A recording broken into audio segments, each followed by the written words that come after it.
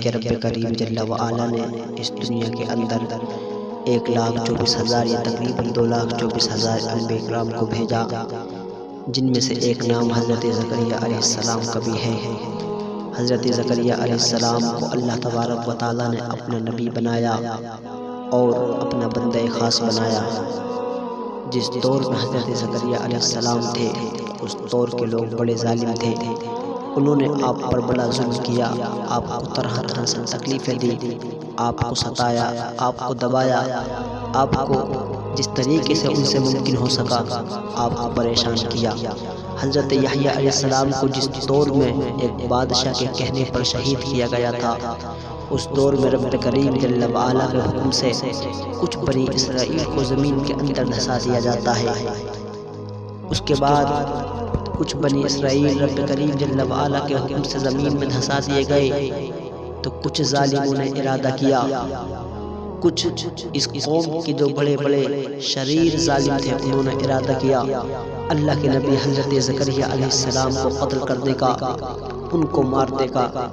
جب اللہ کے نبی حضرت زکریا علیہ السلام کو اس کی خبر ملی کہ یہ لوگ مجھے قتل کرنا چاہتے ہیں، مجھے مارنا چاہتے ہیں، آپ جس جگہ رہتے تھے اس جگہ کو چھوڑ کر کے جانے لگے، تو ان ظالموں کو اس بات کی خبر ہو گئی۔ ان ظالموں نے آپ کا پیچھا کیا اور آپ کا پیچھا کرتے ہوئے جہاں پر حضرت زکریا علیہ السلام جاتے یہ ظالم بھی پہنچ جاتے۔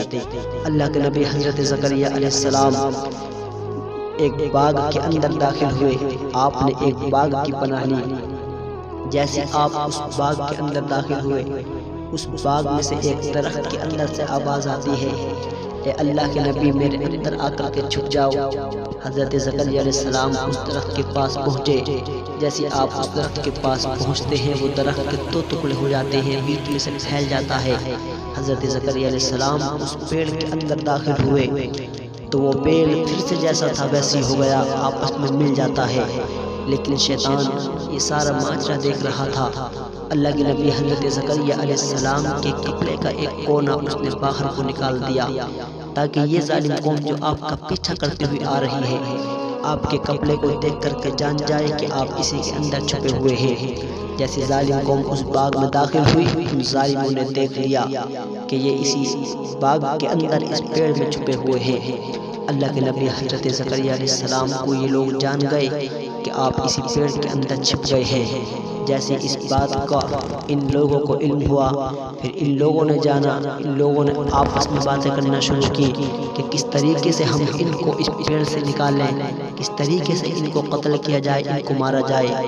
لیکن شیطان ملعون خبیث جو ان کے پاس تھا، اس نے ان کے ذہن میں ایک بات ڈالی کہ انہیں اس طریقے سے قتل کیا جائے کہ ایک آرے کو لایا جائے اور آرے کو لانے کے بعد اس پیڑ کو بیچ میں سے چیر دیا جائے، اس پیڑ کے 2 ٹکڑے کر دیے جائیں۔ جیسے اس پیڑ کے 2 ٹکڑے ہوں گے تو ان کے بھی 2 ٹکڑے ہو جائیں گے۔ اللہ اکبر مسلمانوں، ان ظالموں نے آرا منگوایا۔ جیسے آرے کو لایا گیا، ان ظالموں نے اس پیڑ کے 2 ٹکڑے کیے جس کے اندر اللہ کے نبی حضرت زکریا علیہ السلام چھپے ہوئے تھے۔ ان ظالموں نے اس پیڑ کو بیچ میں سے چیر دیا۔ اللہ کے نبی حضرت زکریا علیہ السلام کے بھی 2 ٹکڑے ہو جاتے ہیں۔ ان ظالموں کے ظلم کی انتہا یہ تھی کہ ان ظالموں نے عام لوگوں کو تو دور اللہ کے نبی کو بھی نہیں چھوڑا۔ اس کے بعد کچھ فرشتے آئے، آنے کے بعد حضرت زکریا علیہ السلام کو ان فرشتوں نے آ کر کے غسل دیا اور فرشتوں نے ان کی نماز جنازہ ادا کی، پھر آپ کو دفن کر دیا۔